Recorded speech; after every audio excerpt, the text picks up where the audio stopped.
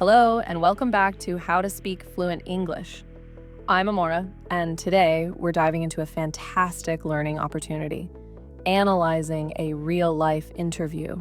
We're going to look at excerpts from a recent interview with Bollywood actress Triptii Dimri. Interviews like these are gold mines for language learning because they show how native or fluent speakers use English in natural, spontaneous conversation. In this video, we'll extract some incredibly useful phrases and idioms that you can start using right away. Let's get started. Phrase 1. Shit, life is back to square one. Back to square one. Now I'm back to square one. Back to square one. This idiom is used when someone has to start over from the very beginning, often after a plan or attempt has failed. It suggests that all previous efforts have been undone or wasted, and there is no progress from where you first started. The phrase often carries a sense of frustration or disappointment, as it means redoing work or facing the same challenges again. It is commonly used in situations involving problem-solving projects or personal goals where setbacks occur. Some example sentences where you can use the phrase back to square one. My computer crashed before I saved, so I'm back to square one with my report. Our first plan didn't work out, so we're back to square one and need new ideas. After failing the exam, she had to go back to square one with her studies. Phrase 2. Don't put all your eggs in one basket. You put all your eggs in one basket. If I'm not to put all my eggs in one basket. Put all your eggs in one basket. This idiom warns against relying entirely on a single plan, investment, or course of action, because if it fails, you risk losing everything. The image is of someone carrying all their eggs in one basket. If the basket drops, all the eggs break at once. It encourages people to diversify their efforts or resources to reduce risk and avoid total loss. This phrase is frequently used in financial contexts, career planning, and decision-making to highlight the importance of having backup options or spreading out risks.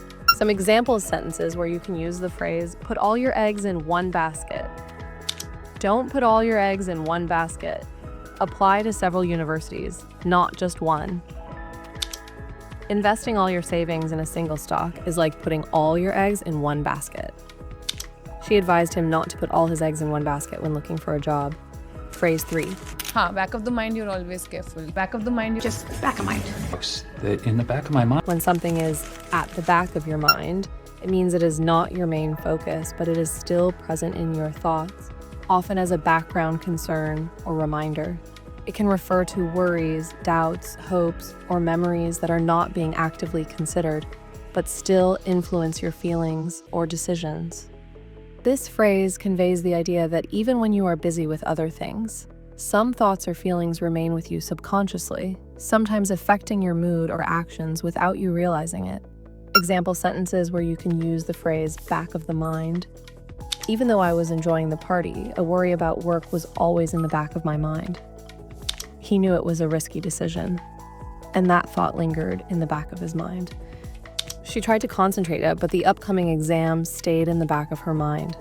Phrase 4. I trust my gut feeling a lot. You know, there's this thing called a gut feeling. Oh, I trust my gut. I'm trusting my gut.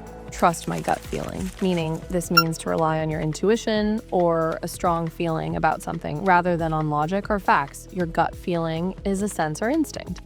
To trust my gut feeling means to make decisions or form opinions based on instinctive emotions or internal signals, rather than relying solely on logical analysis or external evidence. The gut refers to your stomach, but in this context, it symbolizes your intuition, the immediate sense you get about a situation, person, or choice. People often use this phrase when they sense something is right or wrong without being able to explain exactly why.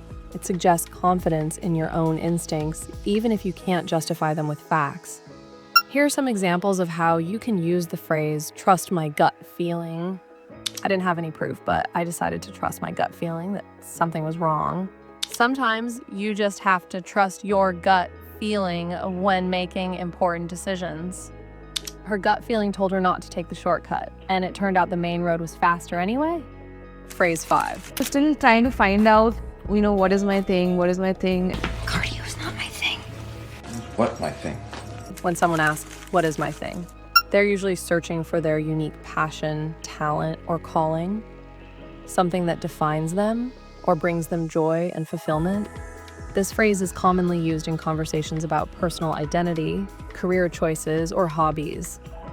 It reflects a desire to find an activity, subject, or skill that feels natural, enjoyable, and meaningful.